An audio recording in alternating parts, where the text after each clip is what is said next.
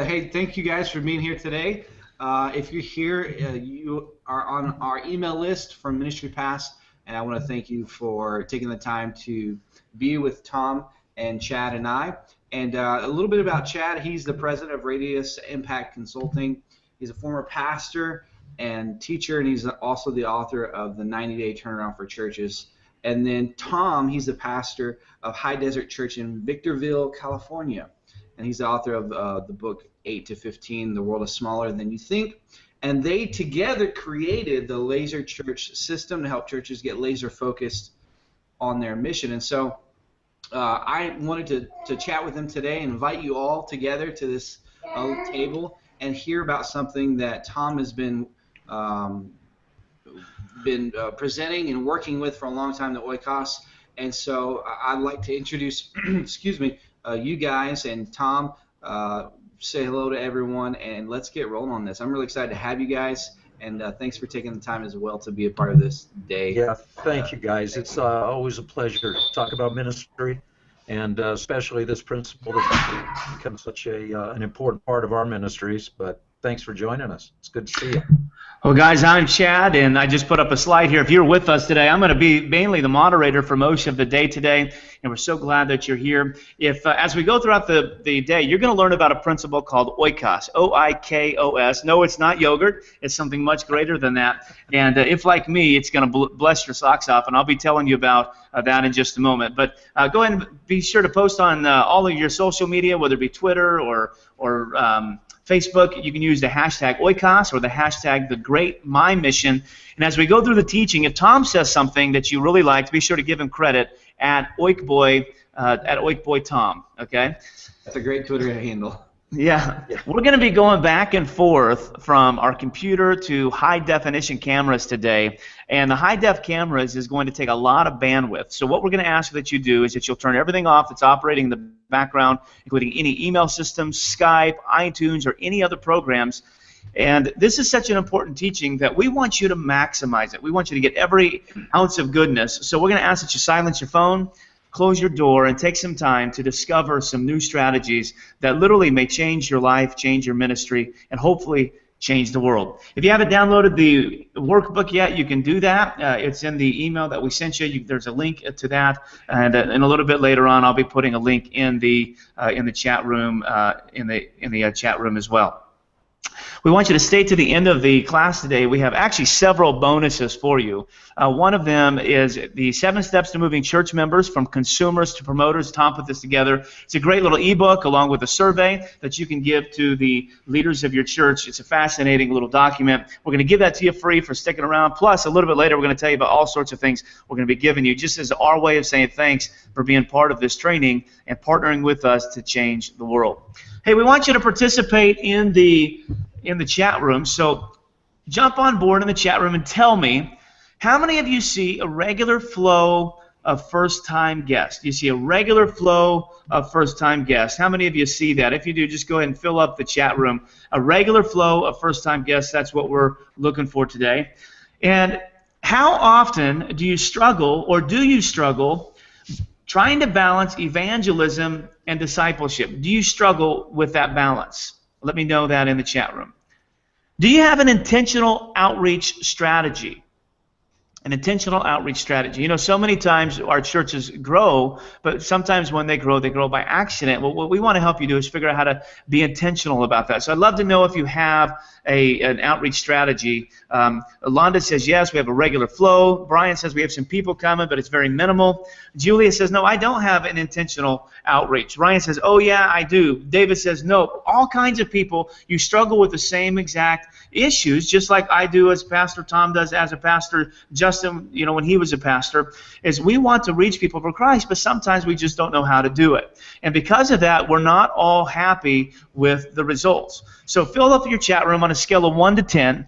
How passionate are you about reaching the lost? How passionate are you about reaching the lost? And my gut tells me that the majority of people on board today are extraordinarily passionate. That's why you're given 90 minutes of your time today to learn about this principle, because we want to reach the lost. We're all going to get 7s and 8s and 9s and 10s because we're passionate. And so you're in the right place today. If you're a pastor or you're a church leader and your desire is to see your church family make more and better disciples for Jesus, you're in the right place. You're in the right place if your church has become plateaued or declining, and you're looking for a strategy to get your church unstuck and growing again. You're in the right place if you're wanting a strategy that's going to keep your church simple and effective and relevant, regardless if you're a church plant, which I see that we have many church planters in the house today, or if you're a mature church, perhaps your church has been around a little while, you're in the right place. We're going to help you keep this simple, effective, and relevant.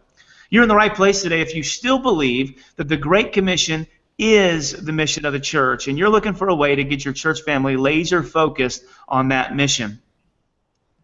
Let's make it a little personal, though. If a friend or family member or neighbor or coworker or someone you love doesn't know Jesus yet, and your heart breaks for theirs, well, Justin and Pastor Tom and myself, we want to partner with you today to reach them for Jesus and to change the world. So we're going to do something a little personal, maybe a little bit different than what happens at some webinars. What I'm going to ask is, if there's someone that you know that doesn't know Jesus and your heart breaks for them, would you just simply take some time and put their first name in the chat room? We want to be able to see these, and we want to be able to pray for these as we go today. If someone in your family doesn't know Jesus, go ahead and let us know who they are by their first name. We would love to be able to pray with them as we go along today. Here's the reality. We all can be passionate about reaching people, but the reality is there's a lot of fears. Tom and I recently did a survey on our Facebook page. We had about 385 people respond to this, and what we could do is we asked them the question, why don't you introduce or invite the unchurched to church? Why don't you share your faith? And 385 people responded, and we were able to take their answers and boil them down to these 5 real evangelism fears. And if you're following along in your notebook today, we want you to write these down, and here they are. And this was one of the biggest ones. I may get rejected. We hate rejection, but some people don't share their faith because they may get rejected. Other people said, you know what, I feel like a salesman. I feel like these people are going to think that I just want them for one thing, and so I feel like a salesman, and that's a fear of why I don't share my faith. Some people said, I feel like a fraud. I'm telling them about Jesus and the blessings of Jesus, but yet my life doesn't live up to that, and they may look at me, and I may feel like a fraud. A lot of people said, I don't know how to share the gospel. For whatever reason, sometimes our churches feel like that we have got, to have all the right answers, and we've got to give our parishioners a script on how to share the faith. And so because of this was one of the reasons why people said, I just don't know how to do it. Well, we want to help you overcome that today. A big one, and this was the 5th one, people said, you know what, I may share my faith, but I'm not bringing them to my church. I mean, how many of you have had that? I like my church, but I'm not sure I want my unbelieving friends coming to my church. These were all huge fears that people had. And so we put this master class together today called 5 Steps to Make the Great Commission the Great My Mission. It's with Pastor Tom and myself, and of course Justin Trapp from Ministry passes on with us today. And here's what you're going to discover. You're going to learn today how to accelerate the principle that has brought 95% of the people who are in Christ Church into Christ Church. And that principle is called Oikos. You're going to learn today how 100% of the people in your local community can attend your church. That's right, 100%. You're going to learn today how you can move your congregation from inward focused to outward focused. You're going to learn the true purpose of your local church, and Tom is going to give you a strategy to help you achieve it. And you're going to learn how your church family can say, I can do this. Your church family is going to say, I can reach my friends and my family, or the word you're going to discover, oikos, I can reach my oikos for Christ. Now, oikos, when I first heard it, I can honestly tell you that I became obsessed with it. Tom's got a book called 8 to 15, The World is Smaller Than You Think. In fact, being registered today, we gave each of you a free copy, a free digital copy of this book. And the very first time I read it, I learned about this principle called oikos, and I became obsessed. And then I jumped on Google, and I researched it a little bit, and I found an article that Pastor Tom wrote that was picked up by Outreach Magazine. And in that, he talked about how he used the Oikos principle to grow his church from about 150 to over 12,000 people that now call the High Desert Church home, and I became extraordinarily intrigued. And then I went to one of Tom's workshops, getting some training very similar to what you're going to get today. And I learned more about this principle, and I said, I've got to implement this into the churches that I lead. And so I did. So I took it to the churches that I pastored, and it began to resonate and catch on with the churches that I led, and they began growing. And here's some case studies for you. One church that we implemented the Oikos strategy in, that I did as a pastor, was 112 years old. The church was on a 35-year decline. 70% of the congregation was over the age of 70. And in just 3 short years, using the Oikos principle, we grew from 140 to 600. Our church was mainly Caucasian, but we weren't in a Caucasian community. And 55% of the new members were either black or Hispanic, which represented the community. And we baptized over 100 people in the first 3 years. To God be the glory. And some of you say, well, that's good, Chad. That was in the middle of Los Angeles, lots of people around. Well, then we took it to the East Coast, to a rural community. The church was an inward-focused church, sort of political in nature. And implementing the Oikos strategy, we were able to grow from about 325 to over 800 with 90 baptisms in the first year. Then we took it to a suburban church where there was some internal fighting. They had some struggles with the pastor prior to them, and there were very few conversions. The church was, was sort of tangled, and they didn't know what their future looked like, and we were able to introduce them to this Oikos principle that Pastor Tom taught us, and our church grew from 251 people to 650 with 36 baptisms in the first year. And this was in the middle of Arizona, in the middle of the summer, where it's nice and hot here, and the attendance actually doubled in the summer. And so this is why I became obsessed with Oikos, and one of the reasons why I called Pastor Tom and said, we've got to make sure we get this teaching and training out to the masses all around the country. But I'm not the only person obsessed with it. John Dix, the pastor at Grace Church in Glendora, California, he said, most of us don't even realize that our spiritual lenses have lost clarity. And the Oikos training is exactly what you need to effectively lead your church staff and family to greater focus and lasting impact. Chris Brown recently spoke at the Willow Creek Leadership Summit. He's co-pastor of North Coast Church in Vista, California with Larry Osborne. He said, Tom Mercer has always been a huge encouragement and example for me in my ministry, and I love seeing my calling through his lens of Oikos. Now watch this. I love this. He said, God's plan to reach the world is the church. The church's plan to accomplish that mission is the Oikos principle. Jeremy McGarity, a church planner in San Diego, says, the Oikos principle works. It's not a gimmick. It's not a game. It simply produces results. Why? Because it's founded in Scripture. This is a biblical concept that we're going to teach you today. It's not a marketing gimmick. It's not a fly-by-night thing. As you're going to learn today, this is the system. This is the strategy that we believe Jesus gave the church to reach more people and to change the world. And that's exactly why we're doing this. Because we believe that Oikos will give your church the laser focus it needs to grow. And so at the end of our training today, Pastor Tom is going to show you how you can take this principle home with you and implement it into the DNA of your church. He put an entire coaching system together for church leaders. He'll be telling you about that in a little bit. It's called the Oikos Strategy for Church Growth online training system. We're going to give you a code today where you can purchase this at a significantly reduced rate while you're on the webinar, so stick around. Plus, many of you who've got this book that Tom has, we're going to give you a license for 100 copies of Tom's book if you purchase today, where you can give this to your staff and your leadership team, and they can learn the Oikos principle. They're going to get a digital copy of Tom's book. Plus, Justin, the founder of Ministry Pass, he's got all sorts of bonuses available at the end of the training, so be sure to stick around for the end of the training. So we're going to get to some teaching from Tom today. Now, Tom is here with us live. And let me show you Tom. There's Tom. Oh, hold on, Tom. I have you muted. Okay. There we go. Now you're there. I'm here. I'm excited. Okay. Thank you. So Tom is here live, and Tom is going to be with us to answer questions at the end of the webinar. But the main teaching that you're going to get, Tom and I actually a few weeks ago here in Phoenix at the North Phoenix Baptist Church, we sat down with some nice high-definition cameras, and we put this training together for you, so you're going to get to watch that. And another reason why we did that is at the end of this training today, many of you are going to say, wow, how can I get my hands on that? And we want to be able to put that training in your hands so you can continue to learn.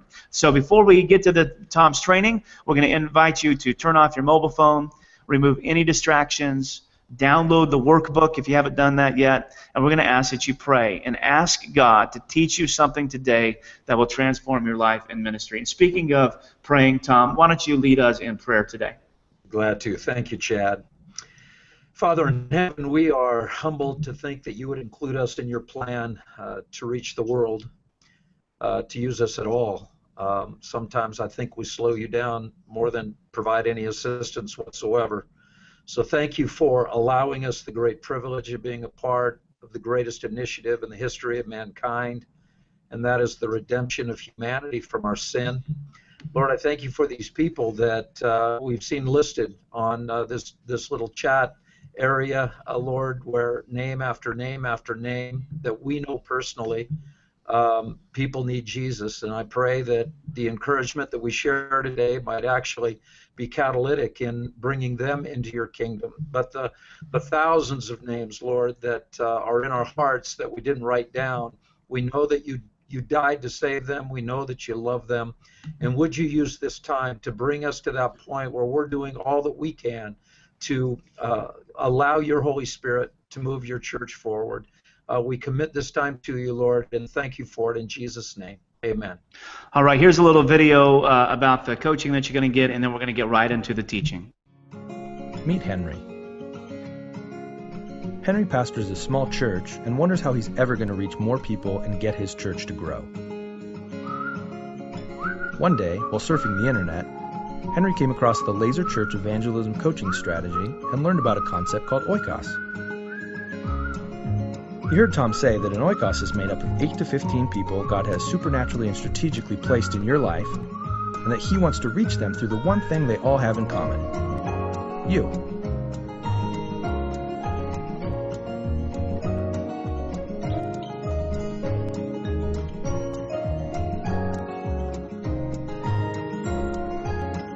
While watching Laser Church, Henry learned that 95% of all Christians come to faith because of an Oikos relationship.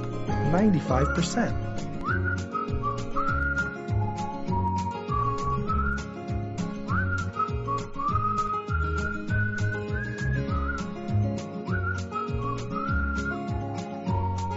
Henry began using the coaching, tools, and resources provided in the Laser Church modules to get his church laser focused on their mission.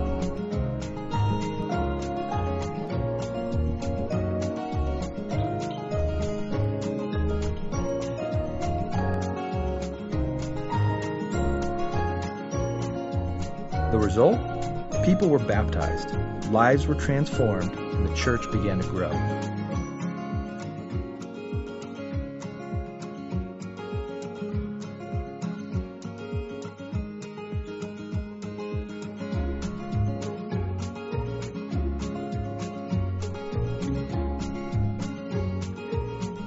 The Laser Church Oikos evangelism strategy, it transformed Henry's church, and it can change yours as well. So download Laser Church today and discover the simple system of world change that has helped hundreds of pastors around the world grow their church and reach more people, 8 to 15 at a time.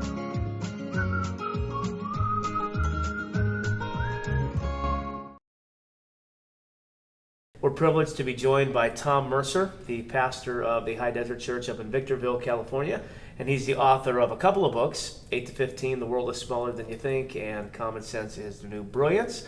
He and his wife Cheryl have 3 children and 8 grandkids, and we are privileged to have him here with us today. Welcome, Tom. Thank you, Chad. Hey, I want to jump right in here because this book, 8 to 15, The World is Smaller Than You Think, I've read it multiple times, and many pastors around the world literally have done this. And in this book, you talk about a premise, a concept, a big idea, so to speak, called Oikos. What is it?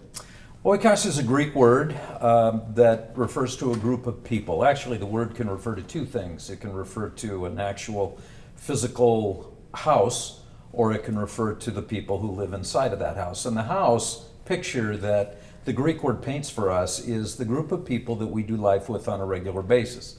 I use the term front burner often in my teaching. Seems like we have hundreds of relationships at any given point in time. But there seem to be at least anywhere from 8 to 15 people who are on the front burner. That is, they are right in front of us all the time. God has placed them there. We didn't ask for many of them. Maybe we didn't ask for any of them. but I believe that they are all there by divine appointment, and that frames really the purpose for this whole strategy that we've developed to reach people for Christ, is that God has supernaturally and strategically placed them in our lives. So in our world, who is our oikos? Well, our oikos would be maybe our blood relationships. There are some that we'd be biologically related to who wouldn't be technically part of our oikos, Okay. but if we interacted with them regularly, Okay. they would be. Could be neighbors, could be classmates if you go to school, Okay. could be people that you work with, people that you live in their neighborhoods, people that tend to know that you're a Christian, not just because you say you're a Christian, but because you own that claim and you live your life in such a way as to reflect an interest in following Christ.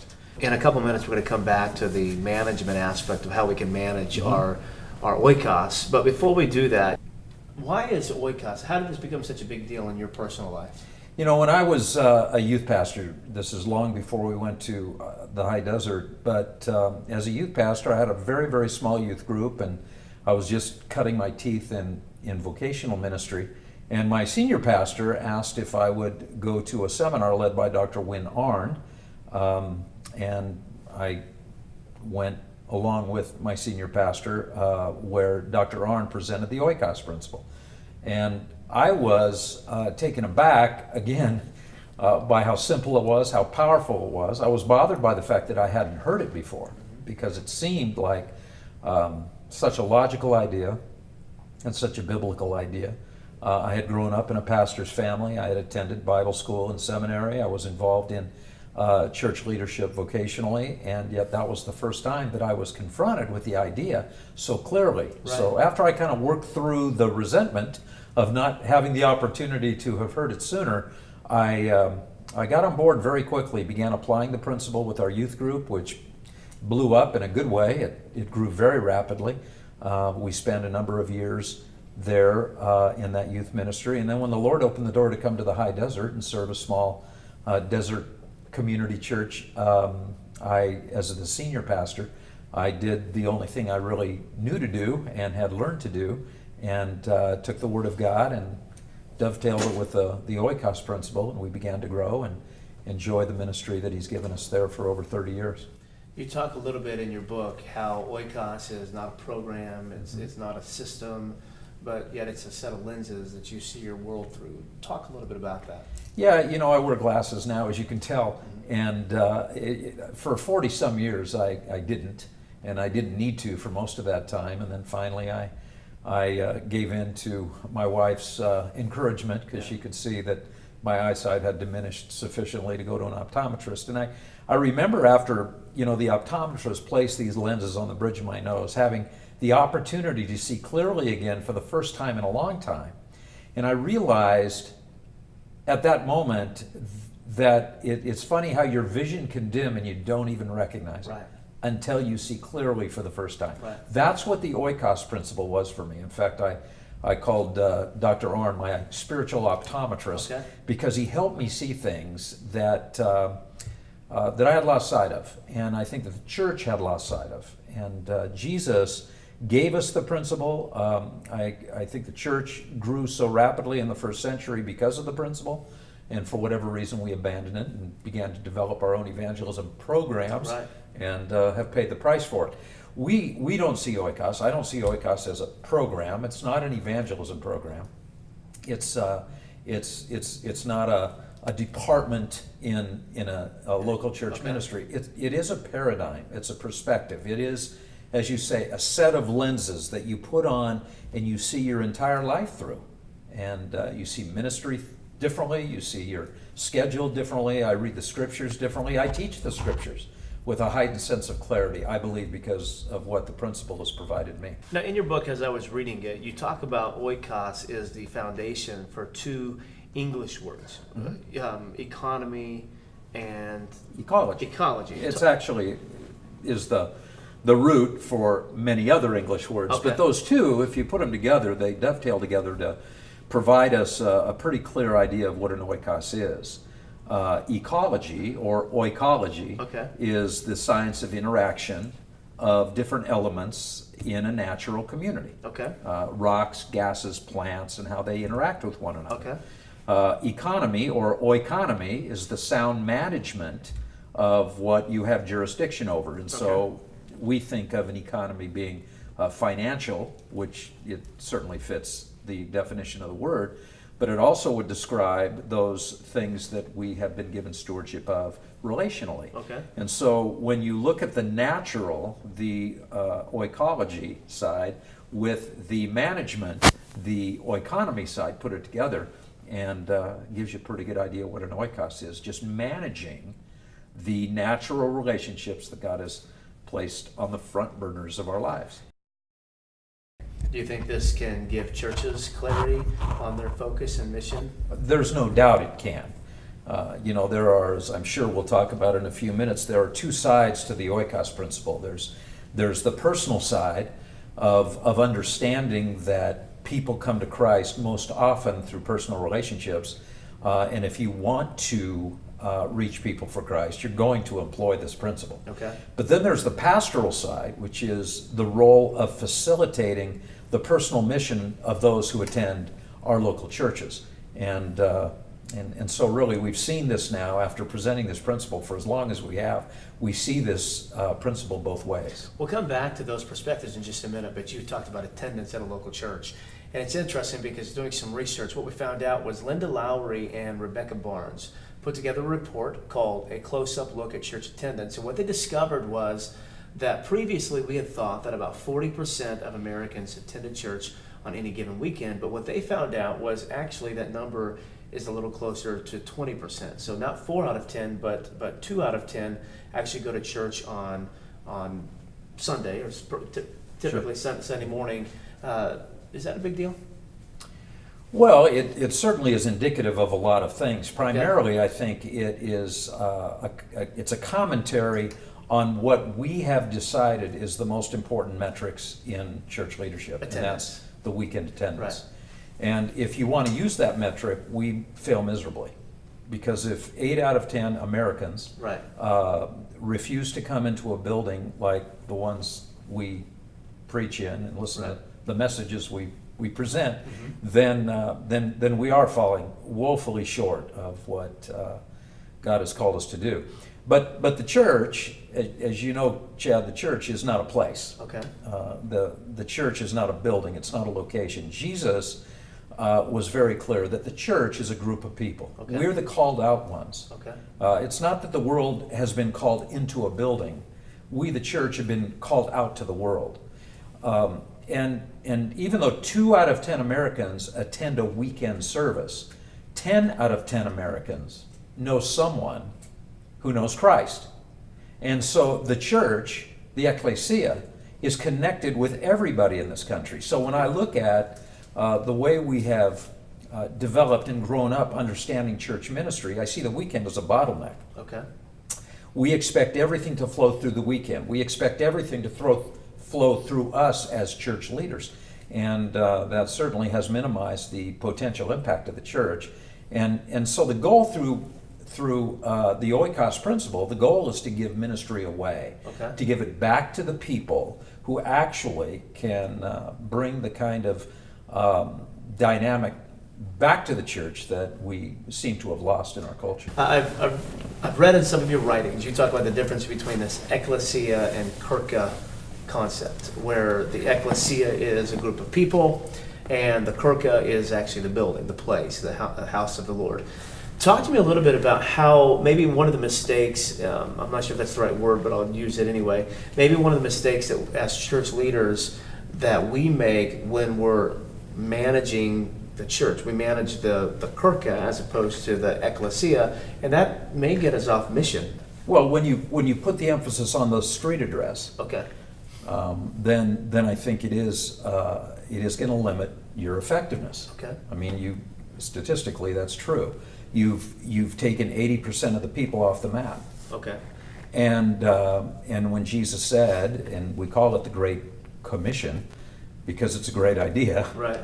that it isn't about the world coming into a building, it's about the people of Jesus, the Christian community, going into the world. And that's That's the key. The ecclesia you got to keep focused on is not the kirche. It's not the German term that we get our word church from. Right. It's not a building. And yet, if you speak with your congregation or the people that you know who are Christians and you talk about church, immediately the first thing that comes to mind is a building.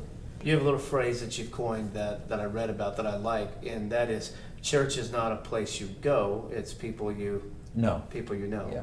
And so, so our goal primarily as pastors is not necessarily to get them through the front door, although you wouldn't minimize that either, would you?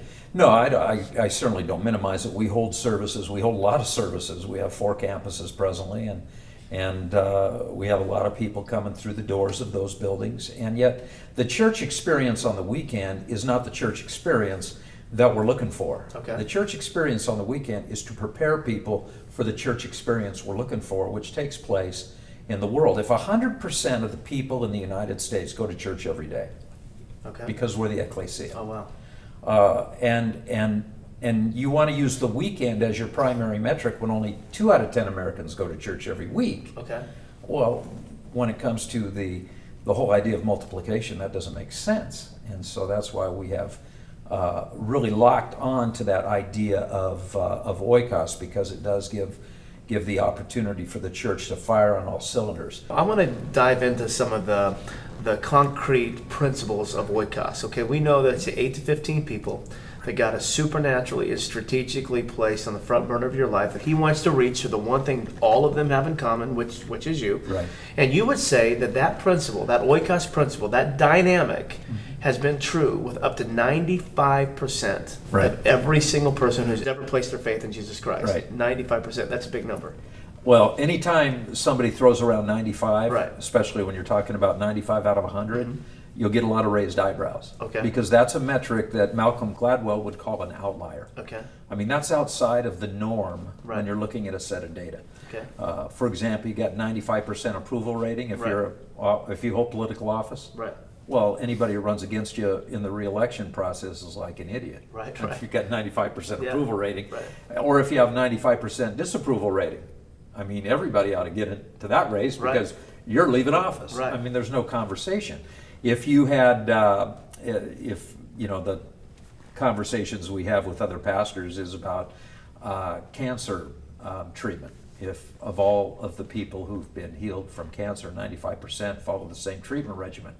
Oncology would only be talking about that regimen. Right. 95% of the most valuable players in every sports league had been born in your hometown. ESPN would be testing the water Right. in your hometown. Right, right.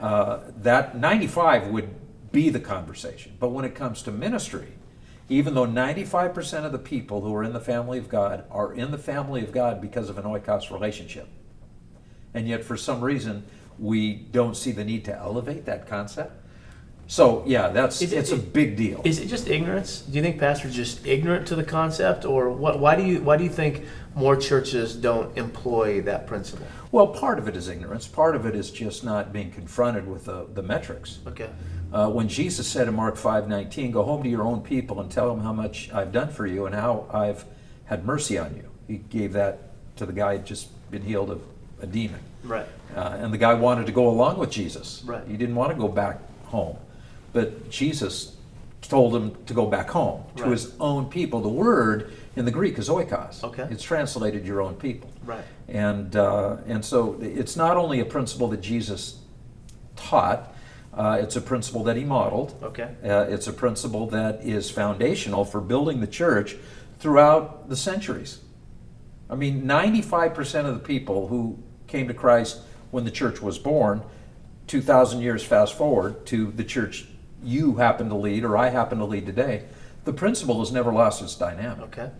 In fact, we don't introduce the principle to churches, even though we might introduce a word that kind of describes the principle. The principle itself has been in play in every church for as Right. long as there's been a church. Well, if 95% of the people who've come to faith have come to faith through Oikos, then every church in the world uses Every Oikos. church uses Okay. oikos, but they don't know it. Okay. Everywhere I go, I ask the question. Okay. And I would encourage a pastor or a class leader or a small group leader, you can ask the question in any setting. If you are a Christian, this is the question, if you're a Christian, how many of you would say that you came to Christ primarily because of the influence of someone in your oikos. And of course, an oikos is could be a family member, it could be a parent or a sibling or a neighbor or a classmate, somebody that may have been your friend who shared Christ with you or invited you to church. But if we had a one-on-one and I said, so how did you come to know Christ? And you were to, in reflecting, you were able to say, yeah, it's because of someone I knew in my oikos. I ask people, now that you understand oikos, how many of you would say, yes, it's someone in my oikos? Virtually everybody in the auditorium raises their hand. Right. And I did that with the church I lead. Okay. And then I started asking other churches. Right. Everywhere I go, I ask the same question. Chad, I never get a different answer. Right. Different denominations. I probably presented this principle to virtually every Protestant denomination there is Okay. on this country and in other countries. Okay. Oikos will be taught formally on 5 different continents this year. It doesn't matter what their church tradition is. It doesn't matter what their language that they speak happens to be. It doesn't matter what culture they're in. It doesn't matter if they're rich, if they're poor. It doesn't matter. Nothing matters. Right. Everything is different in every church except this one thing. Right. In fact, I've even asked the opposite question just to make sure I'm clear Right. on what I'm seeing. Is I'll say, how many of you would say you came to Christ and a member of your oikos was not primarily involved in that process? Nobody raises their hand. Okay. I use the term 95, Chad, because I want to be conservative in my estimate. 95 is conservative. 95 is very conservative. Okay. In fact, in conversations post-workshop, Right. somebody will come up and I'll say, yeah, you didn't raise your hand. How did you come to faith? And they tell me how they became a Christian. And it is an oikos story. They Right. just don't really connect the dots. They think, Okay. well, I was in church and the pastor was preaching and I prayed to receive Christ. And well, who brought you to church? Right. Oh, well, my brother did. Right. Okay, well, that's an oikos Right. conversion. Right. Right. When people tell me that I led them to Christ in a worship service, I always push back, say, brother, sister, Yeah. I appreciate the place Yeah. that God has given me in your spiritual journey, Right. but I didn't lead you to Christ. Right. I prayed a prayer with you, Right. but somebody else led you there. Right. So when we talk about leading people to Jesus, it's something the entire church family participates in. But let's say a pastor's watching this today. Right. Someone online watching this teaching today. And they're like, okay, I'm fascinated by the Oikos principle, that it's 8 to 15 people that God has supernaturally and strategically placed on the front burner of my life. I get that. 95% of everyone who's in the body of Christ has come into the body of Christ through this principle. If I were a pastor, I'd want to know, okay, well, what do I need to do to implement this principle into the DNA of my church? Yeah, the first thing you need to understand, I think, is that this is something that your church family can do. Okay. I know as a pastor, we're confronted with all kinds of ideas, and the first, grid that we have in processing those proposals is it's something that our church family can even be successful at. Okay. But this is something they can do. One of my favorite stories about teaching this principle, or one of my favorite experiences, is I was sharing with a friend of mine who is a pastor, and he was a little bit resistant to the idea, thought it was too simplistic of a way to view ministry. And I invited him to one of my presentations, and I said, if you're not going to buy into the Oikos principle, at least come and hear the presentation so you know what you're saying no to. Right. So he showed up with his wife, and they sat about 2/3 of the way back in the middle of the room. And after the first part of the presentation, during the break, he came up and he was all like jacked up about it. He was all excited. And I said, well, what happened? Yeah. He said, Tom, it was the strangest thing. He said, in the middle of your talk, I was just sitting there listening, and my wife leaned over to me and said, she whispered, I can do this. And if he were here to explain what happened, he would say it was like the scales fell from his eyes, and he began to understand that this is something that God has given everybody, that everybody can do. Right. Oftentimes I say, Chad, if you think your job is to witness to everybody, you won't witness to anybody. Right. It's just too big a job. But if you understand that there are 8 to 15 people God has supernaturally and strategically placed on the front burner of your life, that is your little slice of the pie, and he's given you something, not more than you can handle, he's given you something that you can do. We can talk all day about the 8 to 15 metric and why it's 8 to 15. You don't have, well, you might. Yeah. Most people don't have the social energy to service in a serious, focused way more relationships than 15. Let's take that phrase, your own people. It's a powerful Oikos derivative given to us in the New Testament. And if you were teaching the folks watching today, exactly how do you go home to your own people?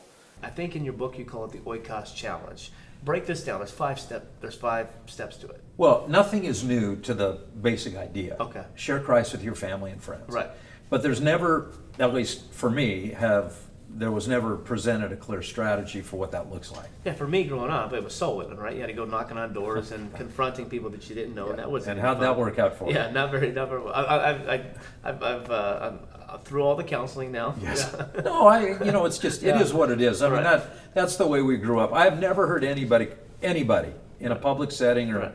even personal conversations say, how'd you come to Christ? Well, man, I was just sitting at home watching the football game and Yeah. some dude knocked at the door. Right. I just never have heard that. I'm not saying it hasn't happened. Right. I've heard thousands of people tell me personal stories about how someone in their oikos either demonstrated their faith or discussed faith with Okay. them and brought them to Christ. So our emphasis with the mission God has given us is not to introduce an idea, because it's already there at a church, but to leverage that idea in a way that makes it more efficient. We want to accelerate the oikos principle by simply giving intent to it. And so what we've done is we've developed a 5-step oikos challenge. So let's start with step number 1. So the first step in managing an oikos is to decide who is in your oikos. And we just use the word list. Okay. Just make a list. Make a list. And sometimes people look at us like we're overstating the obvious, but you can't change the world until you frame the world. Okay. And so when we say, I want you to make a list of your 8 to 15, who are the people that you do life with? Who are the people that know whether or not you really are a Christ follower? One of the ways to explain who actually is in an oikos is by saying, if you were to declare to the entire world that you love Jesus, billions of people would hear you, Right. because it was the entire world that somehow Right. you were able to communicate with. Right. But only 8 to 15 people would know if you're telling the truth. Oh, wow. Because it's not something that you just talk about, it's something you own in your Right, life. right. And there are 8 to 15 people that would say, I know that Tom Mercer is a Christian. Now, there are thousands who believe I am a Christian, Right. as I especially have this role as a pastor. But the ones who know me best, the ones who see the way I live my life, behind closed doors, behind the curtain of this big stage that God has placed people like me on, that's my oikos. And I have to, you have to, if we want to get serious about this, we've got to make a list of them. It's literally as easy as writing down. Yeah, we publish little cards that look a little bit like the cover of the book. The Okay. branding is similar. Right. But it's a card that you would keep somewhere, in your Bible or wherever you could access it readily. And it has a place for you to list these names. And you just start focusing on those people intentionally. Okay. So you get the list. And then you begin to pray. Okay. You begin to pray every day for them. And again, this isn't rocket science. This is a very simple idea that anybody can do. Just like my friend's wife said, I can do this. Any of us can start praying every day for the people God has supernaturally Right. and strategically placed in our lives. What's a prayer like that look like? Well, there are people on your oikos list that are non-believers. There are Yeah. some who are believers. Because remember, an oikos is made up of everybody that you do life with. Right. My wife Cheryl is the number 1 name on my oikos list. Okay. I pray for her every day. I Okay. just love her, obviously, and she's walking with the Lord, a very godly woman. I pray she'll stay that way. Right. Because some don't. Right. And I'd really love it if she did. Right. And I want to be available to her. You'll notice in this process, every time you pray for someone on your oikos list, it's a prayer for yourself, that you would be there for them. Okay. That you would be all that God wants to use you to be for them. So it's a prayer for your oikos, it's a prayer for your own personal maturity to become a better disciple of Christ. So it's kind of a full court press on all relationships. There are some who are on the list, maybe Christians, but they're not walking with the Lord. They attended church as a kid, maybe fell off the wagon at some point, had a bad experience, got distracted by something. And boy, your prayer for them is that they begin to focus once again on their spiritual journey. And then there are those that are just non-believers. Right. and they need Christ. And so that's an obvious prayer. But it's not just a prayer for them. It's a prayer that you would have answers for their questions, that you would be a better Christian, to provide an example of what a Jesus follower is supposed to be like. I mean, let's face it, the view that people have of Christians is all media driven. Right. Until we become very intentional about changing those opinions by demonstrating faith and discussing faith in a natural way. So we're going to make a list. Yes, we are. We're going to pray for them every day. Every day. And then, And then we're going to invest in their lives. okay. And that's just being intentional. Okay. How can I create conversations? How can I have them over for dinner? How can I go to ball games with them? When I talk about making a list, it's important to remember that you don't pick your oikos. Your oikos is picked by God. You simply identify who's in your oikos. That's a big deal. It's a very big deal, because we would tend to pick people that we feel very comfortable with. Right. That are our kind of people, the people that we like to hang with, like to be with. Jesus picked them for whatever reasons he did. Mm-hmm. He decided that you would be the best or one of the best. They might actually find their name, if they understood the system, they might find their name on a number of different oikos cards, because obviously we have interacting relationships that provide these oikos networks the chance to dovetail together. But it's a matter of now just deciding how can we invest our lives. And investment requires time. Sometimes requires money. We talk about investment as a financial idea. Right. And it might be, as Okay. we really focus on those 8 to 15 people. So we make a list. We do. Pray for them every day. Yes. Invest our life into theirs. Yes. And then number 4. Invite them. Well- Invite them to church. Okay. Invite them to a worship service. Invite them to a service, a special Easter, Christmas Eve service. Invite them to a small group. Right. Come over and hang out with other Christian friends that you meet with on a regular basis. Invite them to Starbucks just to have coffee with you. Remember, you are the church. Right. We talk about the church as a place you go. Right. The church, Jesus said, is the ecclesia. Right. That's a group of people you know. Right. And so when I invite you to Starbucks, spend some time with me, I'm inviting you to church. Okay. And we're just going to hang out and develop a relationship. But truly, the invitation, we talk a lot about inviting people to church. Without the list, the prayer, and the investment, usually invitations don't go very far. Right. And that's why pastors have been saying, invite your friends and family to church, without developing a platform for that. Yeah, because if you don't have a relationship with people, they're not going to listen to you. Well, no, they don't think you care. Right. And I still remember when I was growing up, we'd invite our friends to Sunday school so that we could win a prize. Right. We could win a trip to Disneyland Right. if we got more friends to church than anybody else did. And I'm thinking, if I'm on the other side of that, I grew up in church, so I was never on the other side of that. If I was on the other side of that, I'm thinking, really, you want me to come to church so you can go to Disneyland? There just seems to be a little bit of shallowness there. I don't know. Right. So make a list. Yes. Pray for them each and every day. Invest your life into theirs. Invite them.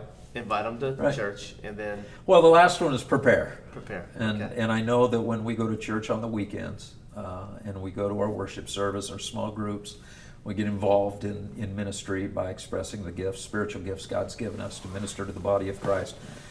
That's what we call church as Okay. pastors. We want you to be involved in church. But until you give people a good reason to be involved in church, why would they want to be involved in church? Right. But when they're there to prepare, to facilitate this personal mission that God has given them to their 8 to 15, then even going to a formal church setting becomes it's compelling. It becomes something that is a natural part of the call that God has placed on your life. God did not call the world to come to church. Okay. He commissioned the church Oh wow. to go into the world. Yeah. And Chad, today, 2 out of every 10 Americans attend a church service, Right. which means we have an 80% failure rate Right. if the weekend is church.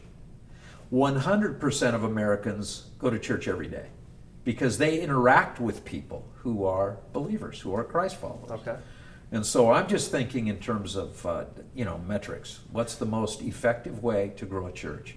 Is it to wait until the 20% come to the weekend, or can we somehow mobilize the 100% to go out every day? So we have multiplied it by 400% internally, plus we've multiplied it by 7 times because we're not just waiting on the weekends, but we're engaged every day.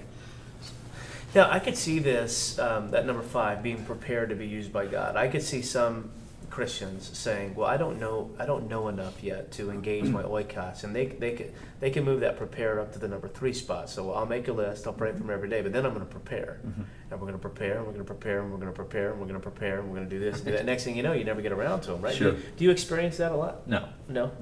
The prepare is going on the whole time. Right.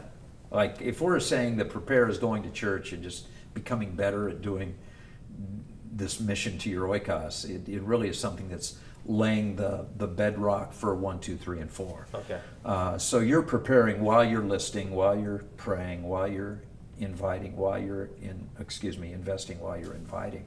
But I think that the key to the idea of number 5 is to recognize that what you do at church matters for what you do during the week. Okay. So if I was a pastor and I wanted to implement oikos into the DNA of my church, I would simply get up and teach the 5 steps, and the church would take off? And you'd never look back. Okay. But the answer to your question is no. Okay. And that's what pastors make the mistake of thinking, Okay. because when you look at 5 steps, you're looking at a program. Okay. Okay. And church is not a program. Okay. Church has a purpose, and that's to prepare people to fulfill their personal mission to their oikos, but oikos is not a program either. No, what we would say is that there are 2 sides to the oikos principle. There's the personal side, which Okay. is to focus on your 8 to 15 with those 5 steps.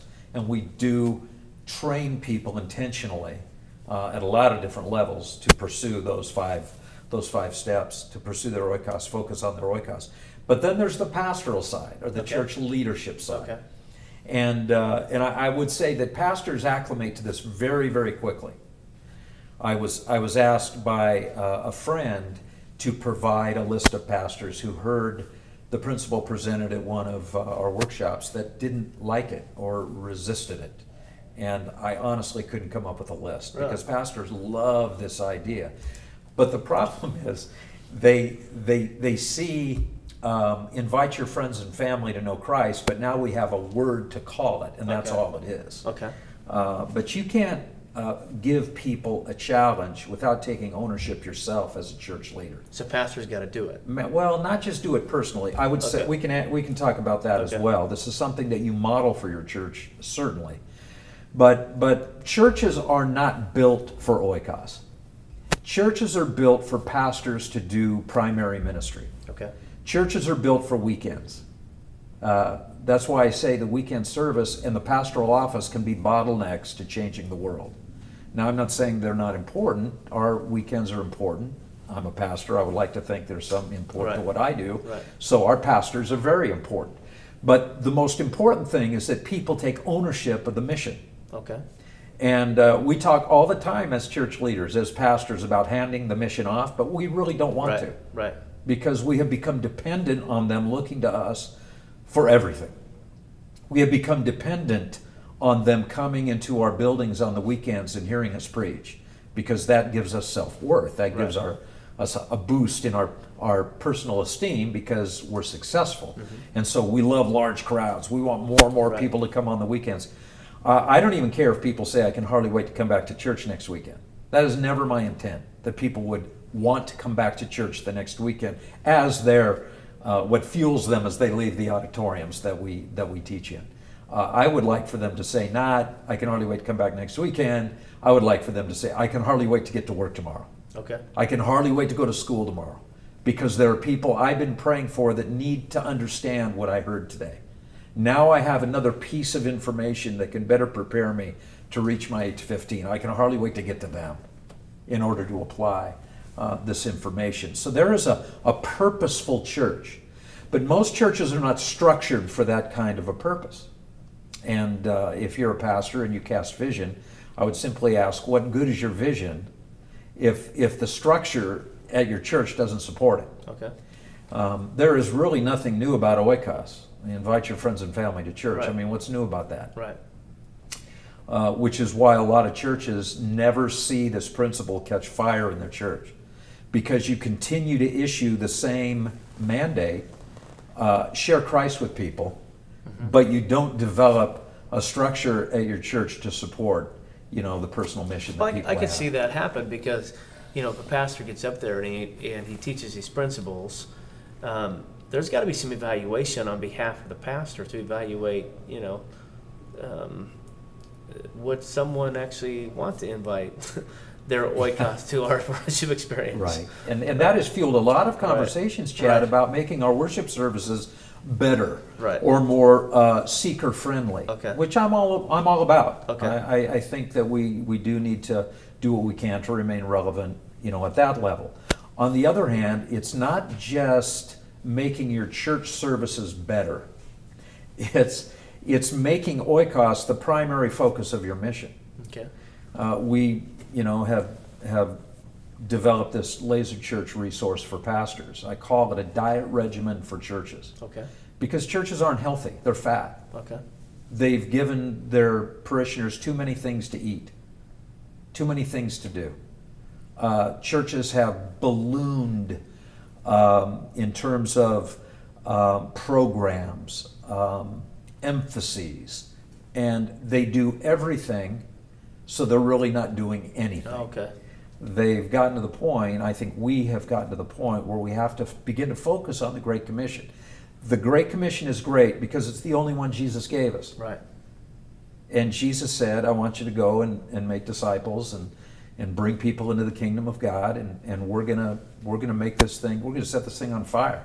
It's gonna take over the world in 2,000 years. Now, Exactly. he didn't say that. Right. But in hindsight, we've seen Right. in 2,000 years, it's been incredibly efficient Right. as a model for bringing people into the kingdom of God. Chad, 95% Yeah. of the people who know Christ came to Christ that way.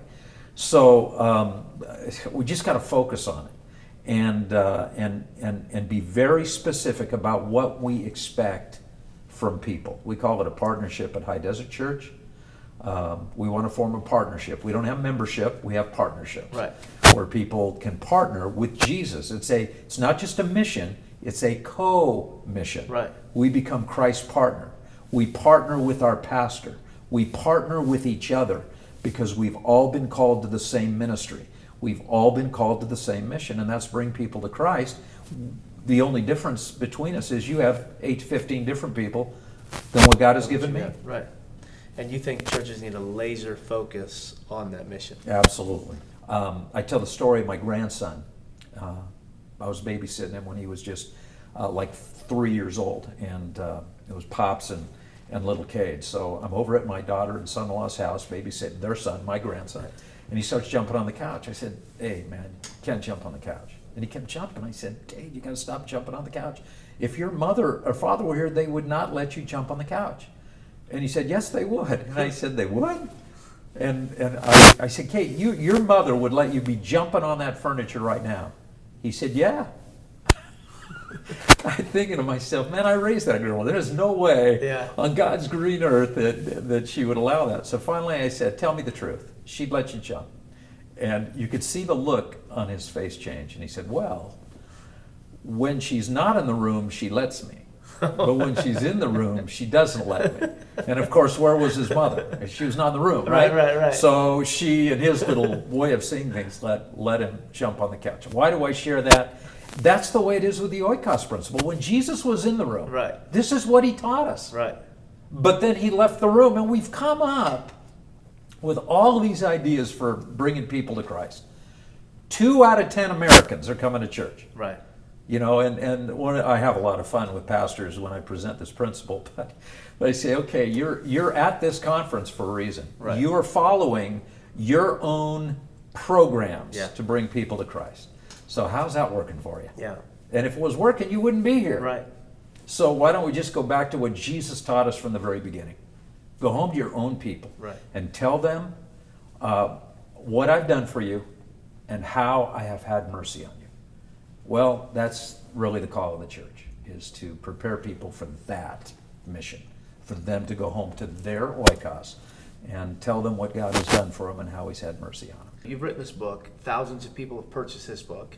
You have literally trained thousands, if not tens of thousands, of pastors and church leaders on the principle of Oikos all around the country.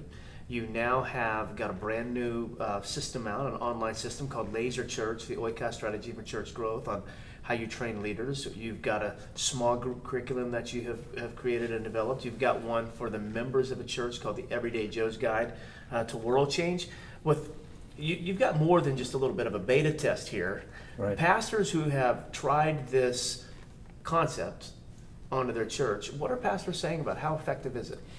Well, pastors love the idea Okay. because it states in a succinct way what they've always been trying to communicate, and that's to help people that your friends and your family know Right, Christ, because right. that's part of sharing the gospel.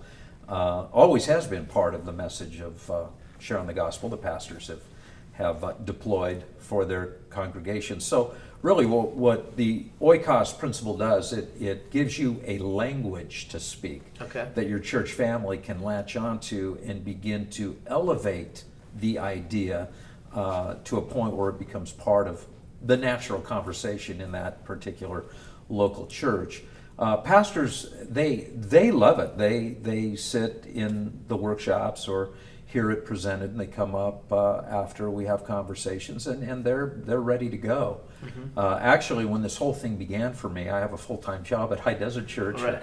and have for over 30 years, and so when this mantle, I guess you could call it, was placed on me, it was a little bit awkward because I had no aspirations to Right. become a traveling presenter or a workshop leader. I was just happy to be the pastor of a local church, a growing and dynamic local church, a Right. very healthy local church. I Right. mean, I was fulfilled in that. First time, though, I was asked to present outside of our church about 10 years ago, a little less than 10 years ago.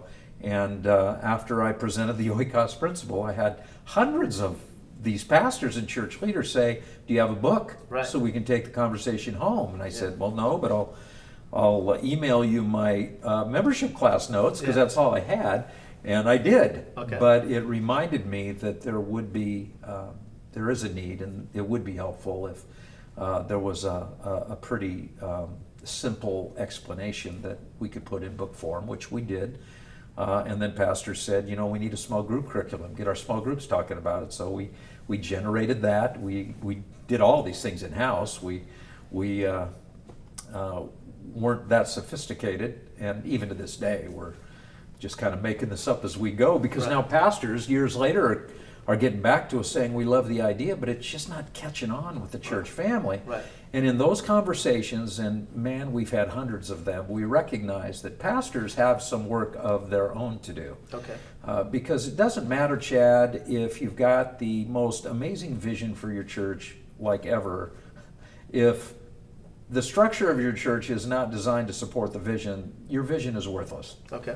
And so pastors are needing, I think, to take another look at their systems, their ministry systems, and the structure of their church, to see if what they are and what they do actually supports the Oikos mission that you're trying to hand off to the church family that you lead. Tom, I want to jump in here. We've asked our church leaders and pastors from around the country to submit some questions, and we've gotten dozens of them. We've selected a few that we'd like to simply address to you. And if you're listening with us today, be sure to grab a pencil and paper, because this is sort of the heart of Oikos. But before you get to these, before you answer these questions, I'd love to let our audience know about Laser Church, this product that you've developed for church leaders around the country. So tell us a little bit about Laser Church. Yeah, Laser Church is a resource for leadership teams Okay. to process together. We've got a book, Common Sense is the New Brilliance, Okay. and we've divided that up into 13 chapters. We've provided 26 different videos that give a team the opportunity to watch a video for a few minutes. There's a listening guide, there's a question and answer Okay.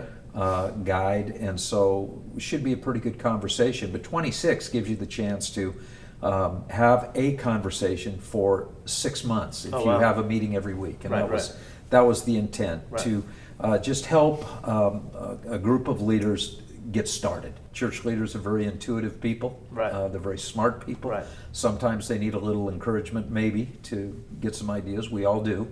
But once the ball's rolling, I believe that Laser Church will help them find that pathway to becoming an Oikos-centric church that they want to become. Right. And there's so much about this product. You provided us with a video, so why don't we roll this video about Laser Church, and when we come back, you're going to answer more questions on the Oikos principle. One of the primary goals of the local church is to reach a community for Jesus. If you are like most pastors, you spend countless hours every year trying to come up with ways to attract new people. We fill our calendars with events, spend thousands of dollars on outreach, and try to be as innovative as possible with our messages and ministries in an attempt to be more relevant. But what if I told you there is a way for you to reach more people, and it wasn't going to cost you thousands of dollars or require dozens of meetings or even require a personal makeover to make you look more hip? What if I told you there was a strategy that could help you simplify your church, could transform your discipleship process, could give more meaning to your small groups, and at the same time could teach your church family how to become outward focused? Would you be interested?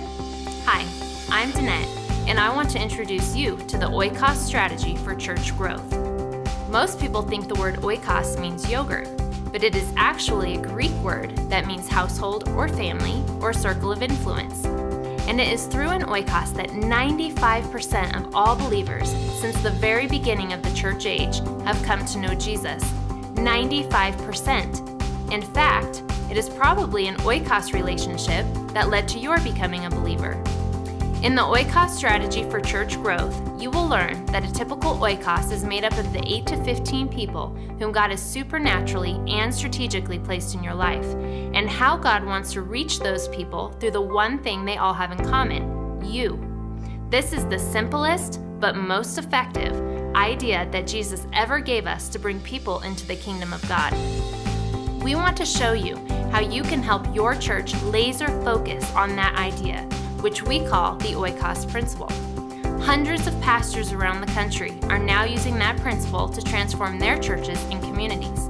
In fact, the High Desert Church in Southern California has grown from 150 active people to over 12,000 using these same principles.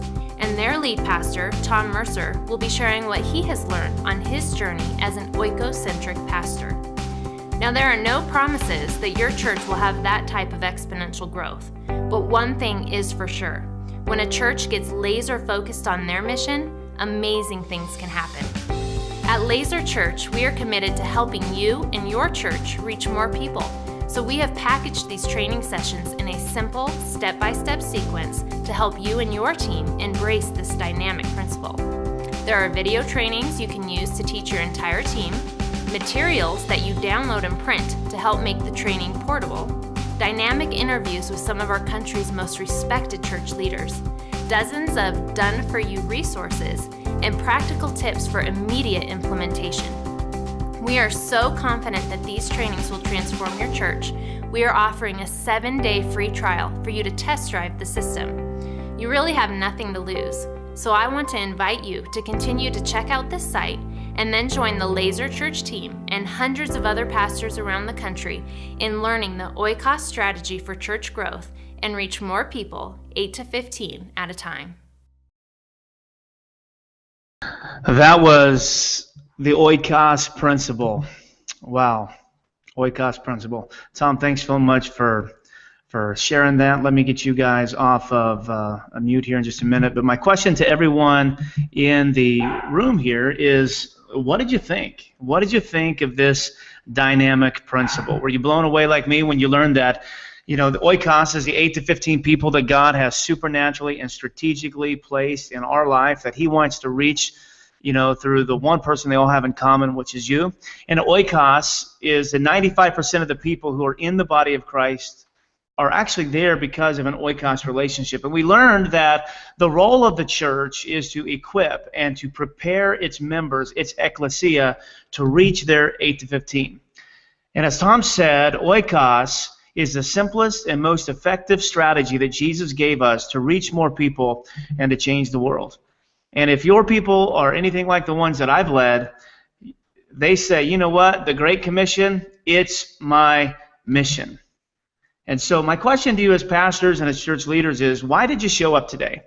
Perhaps you still believe that the Great Commission is God's plan to change the world, but somewhere along the line your church doesn't seem to be winning the lost, or they're not coming rapidly. Perhaps your church has plateaued and declined, and you want to lead them back to vibrancy and relevance. Perhaps you're experiencing ministry silos, and you need a system to align every program around one simple but effective mission. Or perhaps your church is just going through the motions, but you know that as pastor that God is not through with you yet, and your church can still be the beacon of light in your community that God has called you to. So Tom's going to answer some questions here in just a moment, but before he does, I want to ask you a question. And the obvious question is as a pastor and as a church leader, how can we implement this principle into the DNA of our local church, and how can we make all of this work quickly? Well, we believe that it's your time. Pastor, it's your time. It's your time to laser focus your church with a vision that will empower them to fulfill the Great Commission. It's your time to step up and to lead the way by resourcing your church and its leaders with what we call a next level coaching system. It's a coaching system that takes all the guesswork out of the implementation of this dynamic principle. It's a coaching system that, when followed, will help your church experience a flood of first-time guests and baptisms. And that's what it's all about. You know, it's not just about growing a church. It's about growing the kingdom of God. And we want to help you with a coaching system that you can use to unite your board, staff, and lay leaders around this dynamic principle. It's a coaching system that you can use as a filter to make every major decision in your church through, whether it be programming, staffing, budgeting, etc. And finally, it's a coaching system that helps your church take ownership of the Great Commission so it becomes the Great My Mission. So we're going to bring Tom back on here in just a moment to answer some questions. We're going to invite you to ask plenty of questions in the chat room here, and we've already got some in there. But let me tell you that Oikos isn't a theory. We said that this is the most effective strategy Jesus gave us to reach more people and to change the world. So Tom put together a coaching system called the Oikos Strategy for Church Growth that we would like to share with you today. The Oikos Strategy for Church Growth, and it's the complete A to Z blueprint to move your church from inward focus to outward focus so they can become laser focused on the Great Commission.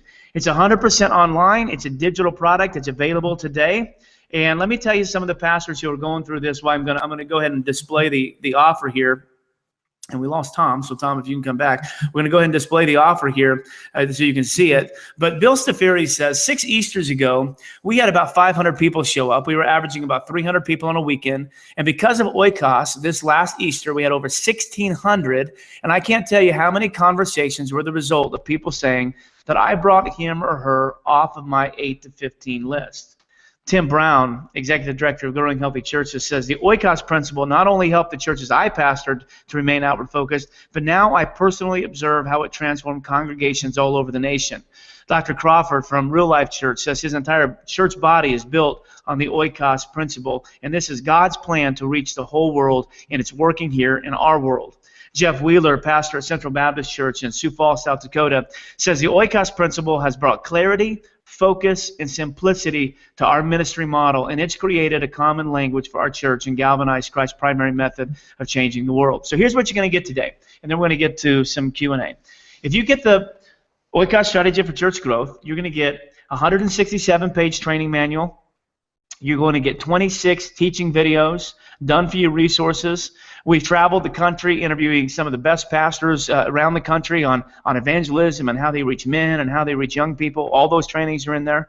We have special bonuses for immediate implementation, and we're adding things all the time to this coaching system. It's called the Oikos Strategy for Church Growth.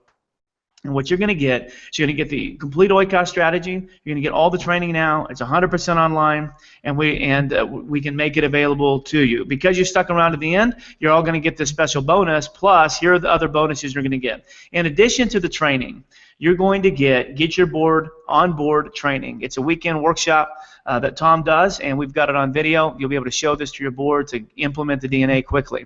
We're going to give you a complete small group curriculum. We normally sell this on its own. If you were to go to oikosgroups.com, you could buy this for $349.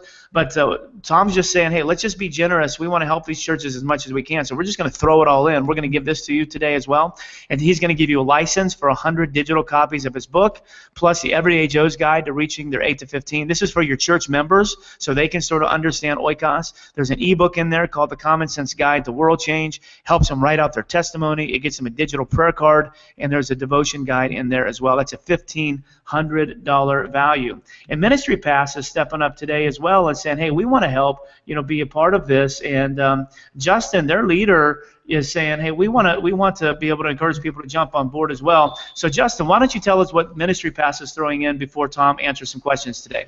Yeah, so this resource is our most popular resource, and so I wanted to give this as a bonus since it seems to be the favorite of churches.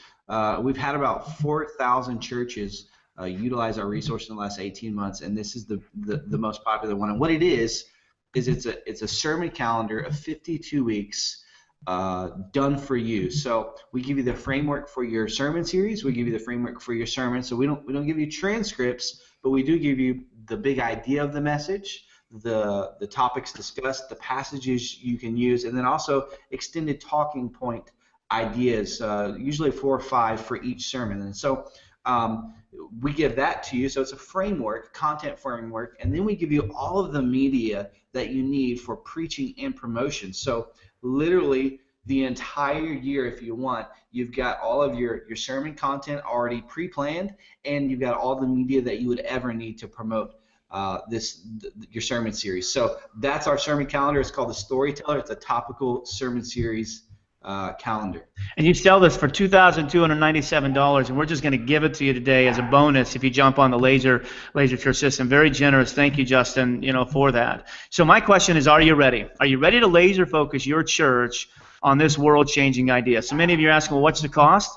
We're going to give you a free 7-day trial, and then after that it's going to be 12 payments of $79, or if you would like a little bit less, you can just pay one payment of $797. You can get that today, but check it out. So we're going to put a countdown up, and then Tom, we're going to bring you on board, and we're going to start answering some of your questions. Many of you have questions today about the system, and so let's just jump in right now, and let's just start asking some of these questions. First and foremost, Tom, Tad wants to know, how can he get a physical copy of your 8 to 15 book? A physical copy of the book, you can get it at tommercer.com, and that'll find the link there, and that'll take you right to where you need to order that book. Gil wants to know, what are some of the challenges, what are the top 3 challenges faced with Oikos at the local church level?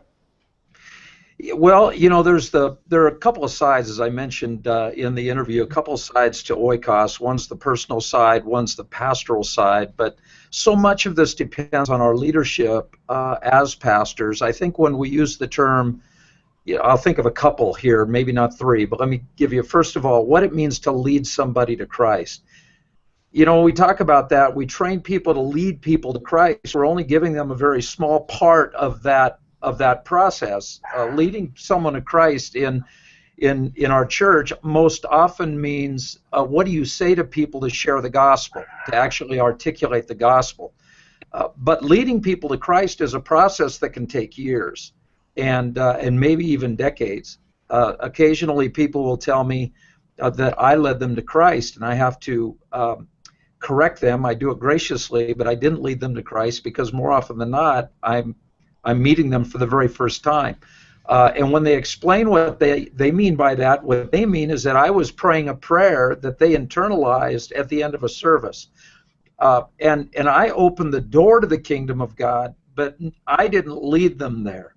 And we talk about that Oikos challenge. Boy, that is a process that might take a while, but that's what it means to lead people to the kingdom. And so changing that whole paradigm of leading people to Christ is one challenge. I think another challenge is just bringing clarity about discipleship. Pastors always think, initially at least, that Oikos is an evangelism program. It's the best discipleship idea you've ever heard, or maybe not heard, because the Oikos principle gives evangelism an effective strategy, but it also gives discipleship a compelling purpose. It actually lays out why it's so vital that we learn the Word of God, and why it's so vital that we model Christ to the people around us, because now we've become so focused on our personal mission. And then if maybe we need a third to actually answer the question, I would say that scaling back ministry, we talk about Laser Church being a diet regimen for churches because fat happens. I mean, we just gain weight without even trying. Churches are the same way. The hard part is losing weight. The hard part is reducing the layers of bureaucracy and reducing the number of programs that are good programs. But like Jim Collins said, good can be the enemy of great. And if we're doing good things, we'll never get around. If that's all we're focused on, all the many good things that we do as a church, we'll never get around to fulfilling the commission that is never called the Good Commission. It's always called the Great Commission. All right, very good question there. Let's get to another question. Kim wants to know, Tom, what happens if your people do not think that your church group is good enough to invite people to?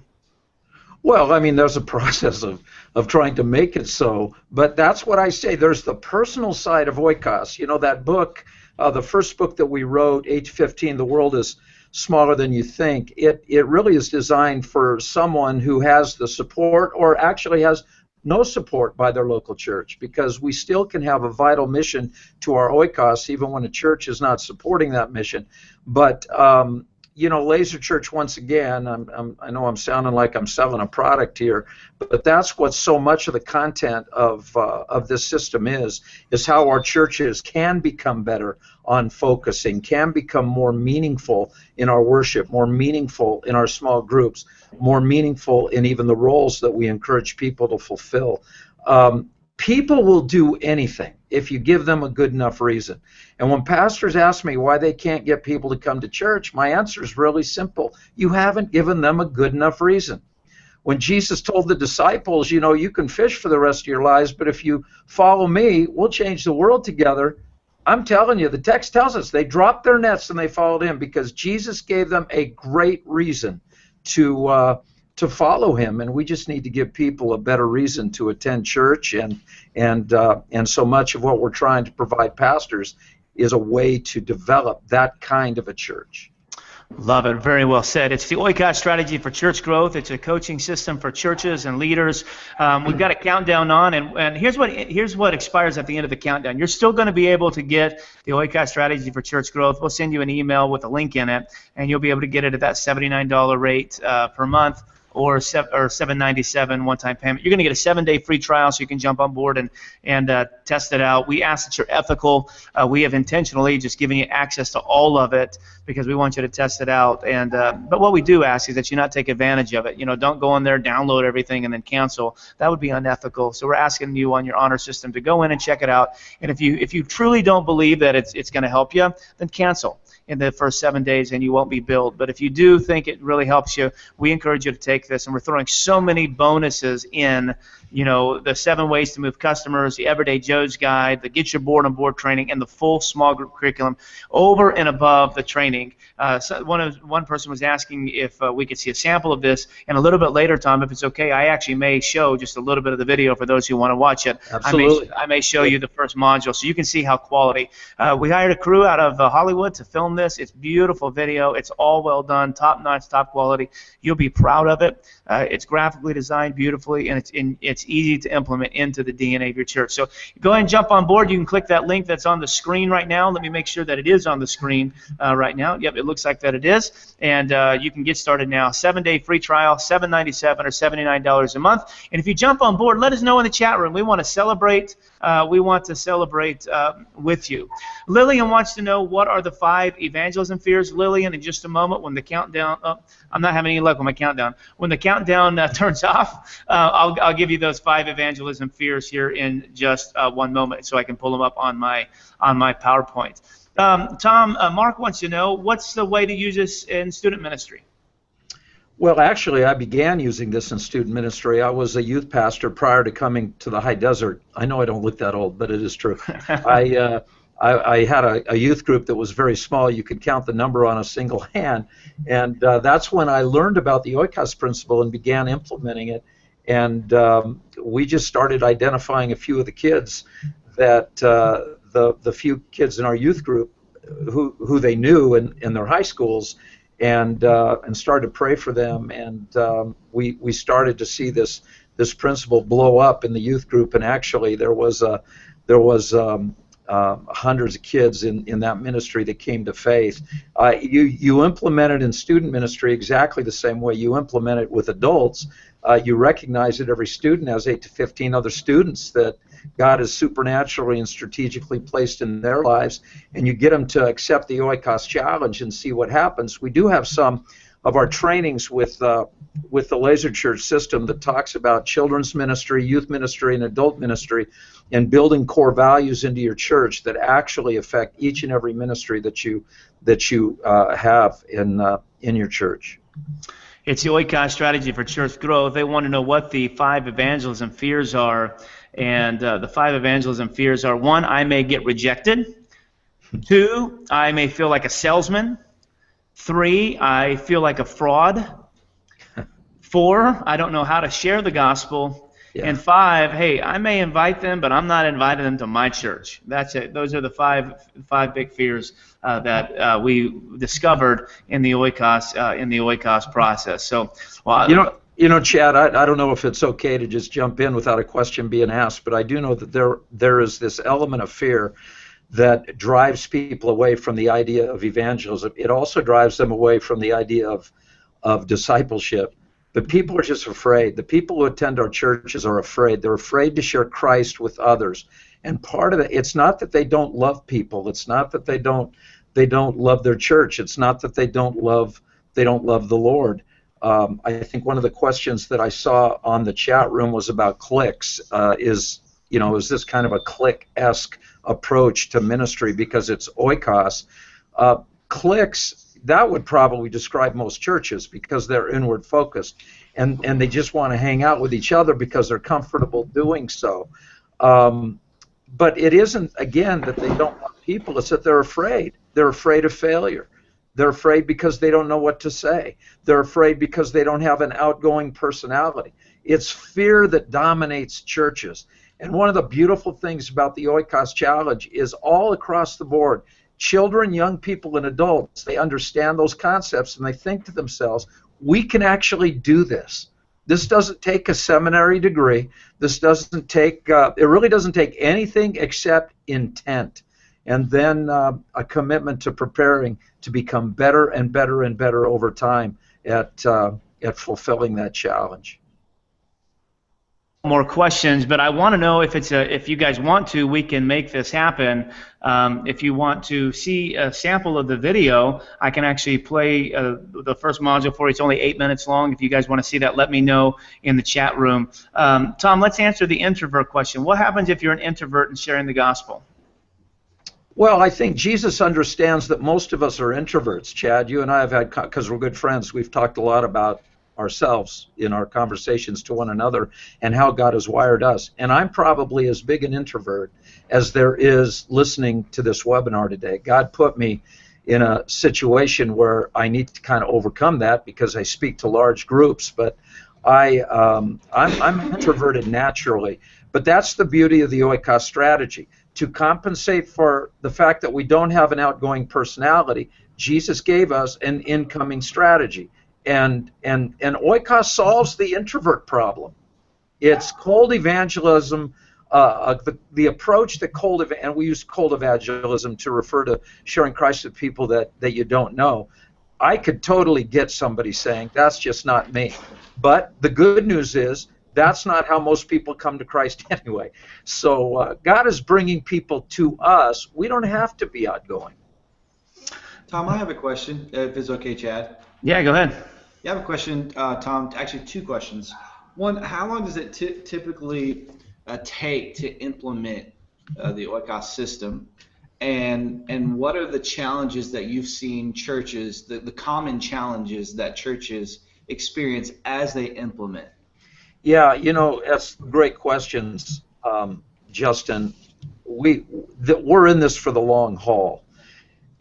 Pastors ask me, how can I get my church to grow quickly? My response is clear. Have your board fire you and hire a better preacher. Because then you'll have Christians from all over town flocking to your church. But if you look at the metrics, there's no net benefit to the kingdom of God because lost people aren't getting saved, and that's the objective of the church. So we're in this for the long haul. The Aesop story of the rabbit and the tortoise. The rabbit gets the style points, the tortoise wins the race. We've seen our church grow a lot over the time we've been here, but we've been here a long time. And so Oikos is not a fast, get it in there and make things happen quickly, especially when you consider the weekend service as the metric that matters.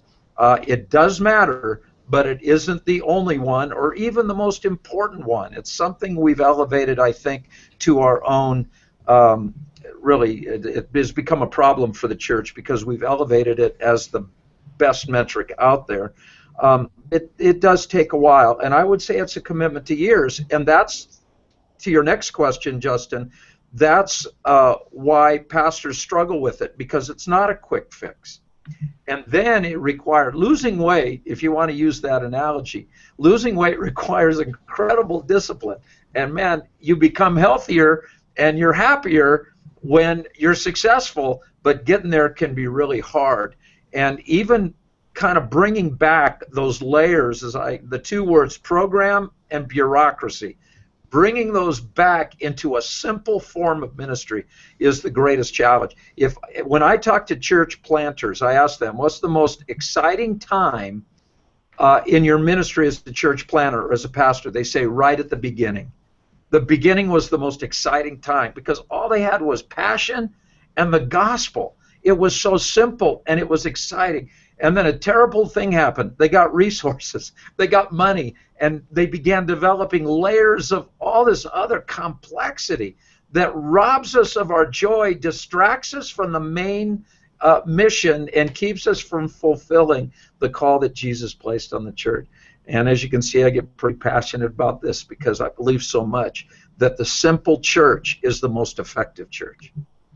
What a great answer. I'm getting so many of you saying you're trying to purchase this, but your cards keep getting declined. We did see a glitch. We thought we got it fixed. Some of you are still saying that it's getting declined. So here's what I'm going to do. Many of you have been asking for the Laser Church video. I'm going to just show you the first one. It's incredible.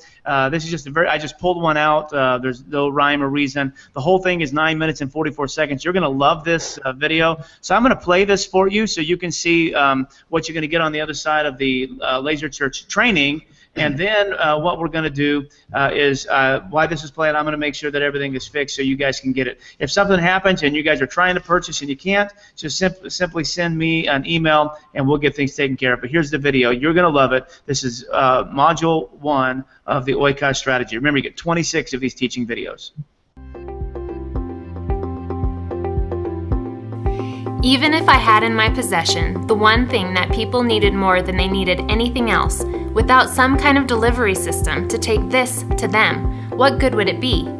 The gospel is the best news humanity could ever hear.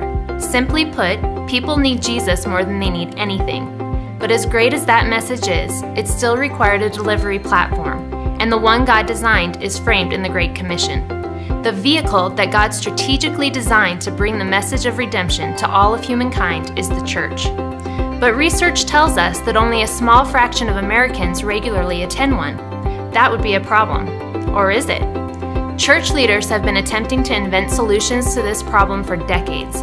But as you are going to learn, you can't solve a problem unless you understand the problem. While research tells us that less than 20% of Americans will attend a worship service in a church facility on any given weekend, you are going to learn that incredibly, 100% of the people in this country still attend church regularly. In fact, not only do 100% of Americans attend church, 95% of all of us came to embrace the gospel because someone leveraged that reality. Tom is going to explain that in detail, how you can laser focus on the formula that brought 95% of all believers to Christ. The city of Choluteca is located on the Pan American Highway in Honduras. In 1998, Hurricane Mitch devastated that entire region. When the water finally subsided, the Choluteca River had formed a new riverbed running right next to the bridge that had been originally constructed to span it. The storm spared the bridge itself, but the connecting roads were destroyed, which rendered the bridge useless. No matter its beauty, without a river running under it, any bridge would quickly become an object of ridicule. Post-Mitch, the Cholutecans had a problem.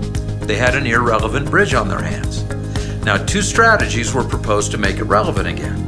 Determined engineers wanted to redirect the flow so it would flow as it did before Mitch blew into Honduras. Others thought it would be best to simply extend the bridge over the new riverbed.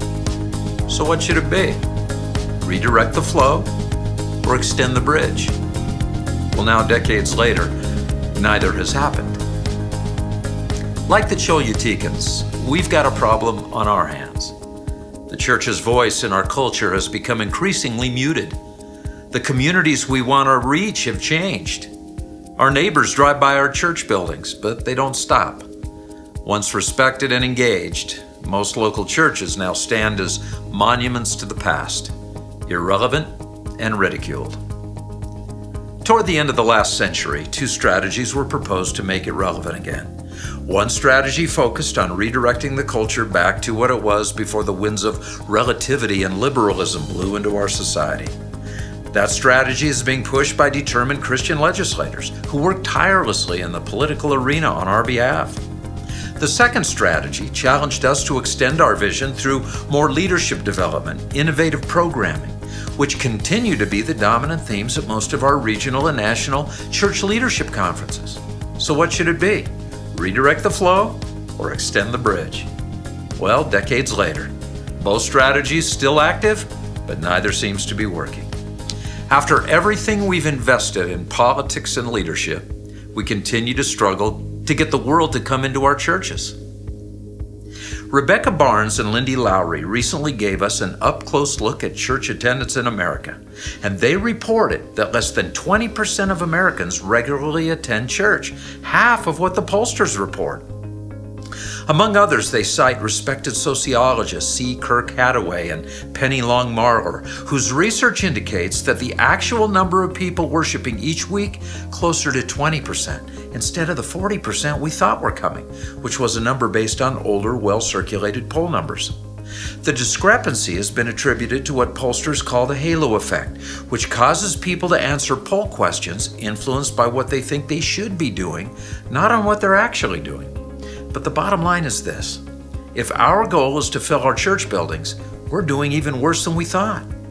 You can't solve a problem until you understand the problem, and maybe we're trying to solve the wrong problem. Should we be trying to fill a church, or should we be working to change the world?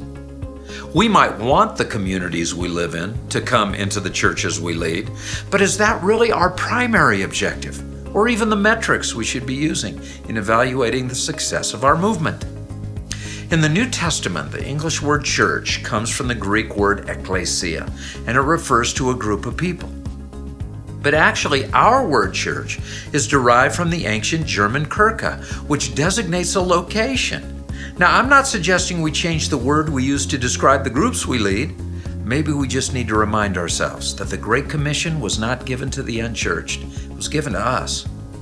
Evidently, church buildings aren't supposed to be landing strips. They're supposed to be launch sites. Jesus never challenged the world to come into a really cool building, a kirka. He challenged your church, the ecclesia, to go into a really lost world. And that's the amazing thing about your church family. They don't have to go into that really lost world because they're already there. Not only have we been trying to solve the wrong problem, the right problem has already been half solved. Now, I have no argument with either the 40% pollsters or their less optimistic counterpart. I just think their research is reinforcing our focus on the wrong issue. I'd suggest that virtually 100% of the people in this country attend church, because church is not a place they could go. Church is people they already know.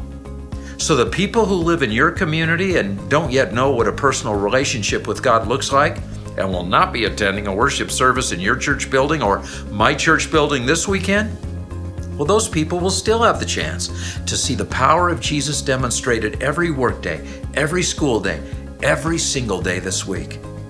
You might not be on the stage they're watching, but your church family will be. Jesus has already platformed them throughout your community. You know, conversions to Christ generally require at least one important conversation, and no important conversation has ever taken place without at least two people's permission. As the one who designed the relational universe, Jesus knew that kind of permission would most likely be granted by people you already know: parents, siblings, neighbors, coworkers, classmates, or other friends. The Greeks called that group an oikos, or an extended family. From the very beginning of the human story, the oikos principle has been part of our hardwiring. Regardless of our age or gender, our generation, our culture, our ethnicity, or even our spiritual tradition, everyone has an oikos. Consisting of anywhere from 8 to 15 people, God has supernaturally and strategically placed each of them in our lives. Virtually all of us who follow Jesus, probably including you, and certainly including me, we made our decision to follow Christ through a personal relationship with one or more believers. These believers either demonstrated faith to us or answered our questions, or most likely, both. But during the week, probably over the course of many weeks, but not necessarily at church on a weekend. People may have prayed a prayer for salvation at a weekend church service where I was preaching, but that was just the consummation of a process. I didn't lead them to Christ. I just prayed a prayer with them in a worship service. Someone else led them there. The heavy lifting had already been done by one or more faithful believers who the converts had known for a while. Now, just to be clear about why I choose to elevate the oikos principle, let me recap. The church is better resourced today than ever, by a lot. Just walk into a Christian bookstore convention with its exhibition hall after exhibition hall, aisle after aisle, kiosk after kiosk. Just go online to Christian resource websites and view countless videos and workbooks and curricula. I mean, billions of dollars and the most innovative minds in the world at our backs, and yet we're still steadily losing ground. Even with all of the church's emphasis on leadership and preaching and vision over the past 40 years, we can still only get 2 out of every 10 Americans to come into a building and listen to people like you and me talk once a week. And yet 10 out of 10 Americans are interacting with the people who attend our churches on a daily basis. I just think that reality should affect our strategy to change the world. Now, that's certainly not to say that our weekend services are not important, but if church services are not focused on the church's mission, then how can we even boast relevance?